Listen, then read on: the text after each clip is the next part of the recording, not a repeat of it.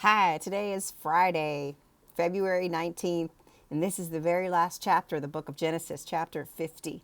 Very end of the story. But it's not the end of the story of the people of Israel, the Hebrew children. That story continues, and it gets kind of ugly in the next book. But it's a testimony to how God protects and cares for us. So on Friday, we finish up Genesis in January, which we are finishing up in February because Genesis has more chapters than January has days in this month. Jacob has died. We saw that yesterday. And on Jacob's deathbed, after his death, Joseph throws his body on his father and weeps. He laments greatly losing his dad. Joseph threw himself on his father's face and wept over him and kissed him. And what follows is a very interesting look at both Egyptian customs and Hebrew customs. So, because we're doing a little mashup of these two.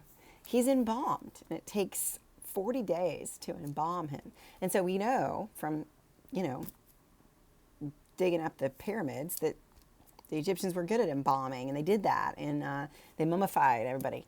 So this is what happens to Jacob because he is a part of I almost want to say the aristocracy of Egypt because of his relationship to Joseph. And they embalm him, and there is just a period of mourning, 70 days, it says. But what would be custom for Jews, even today, would be a 7-day period of mourning and a presence with the body. That's not really listed here specifically, but it is established. And the priestly voice, remember the P, can be seen here establishing these mourning rituals. Very detailed mourning rituals in chapter 50 about the end of Jacob's life and what they did with them. So they carried him off to be buried in the same cave near Mamre. I guess that's how you pronounce it, that land that Abraham had planted himself in. And then remember, he bought the cave for the burial site from Ephron the Hittite. And he's buried there with Leah and Isaac and Rebekah and Sarah and Abraham. That was purchased so that Abraham could bury Sarah. So eventually everybody else ended up there too.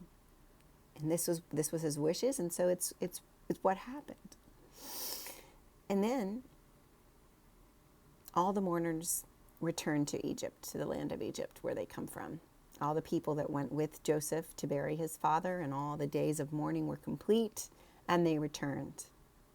And the brothers start to get a little nervous. They're looking around at each other going, now our father isn't alive anymore.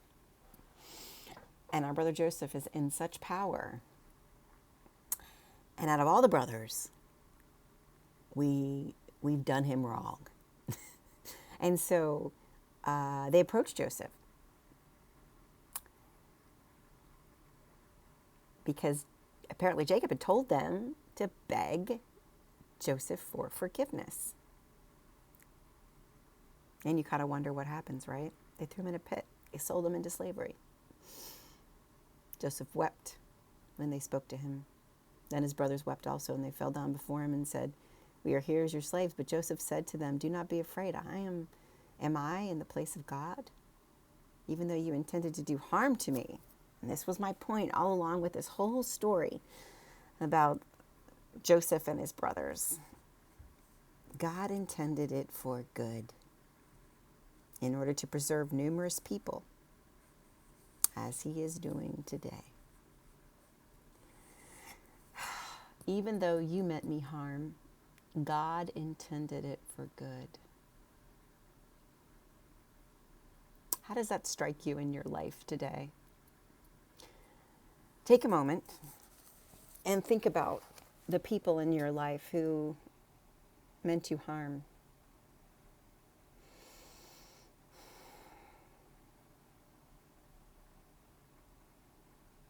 Sometimes that can dig up trauma.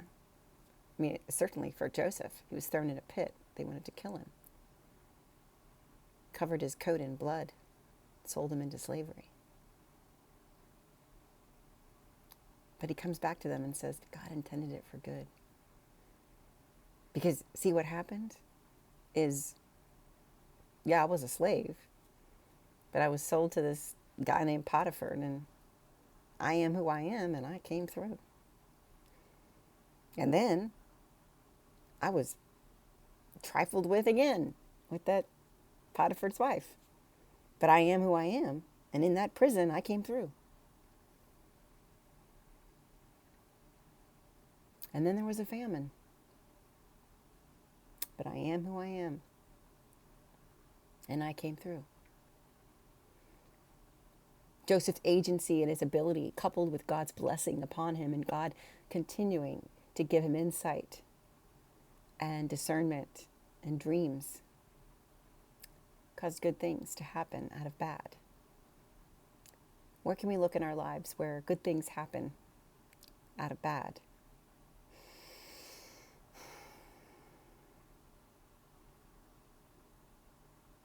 I would never speak to you every single day for 50 days in a row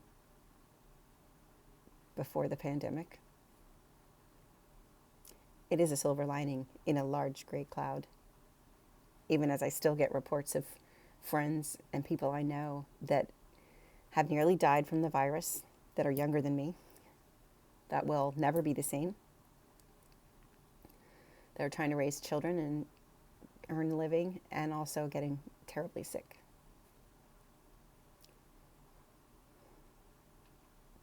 But if we can find those places, those little silver linings, I call them co-vantages, drawn out of this time where we've all been affected in some way.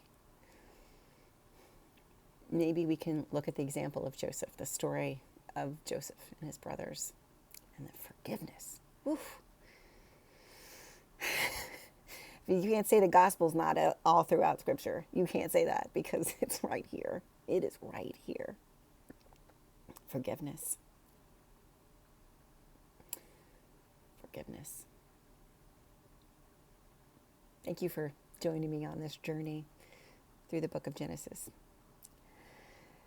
If you're interested, after the season of Lent is completed, we're in the second day of it, I will be possibly thinking about doing 1st and 2nd Samuel and 1st and 2nd Kings. It's a story of the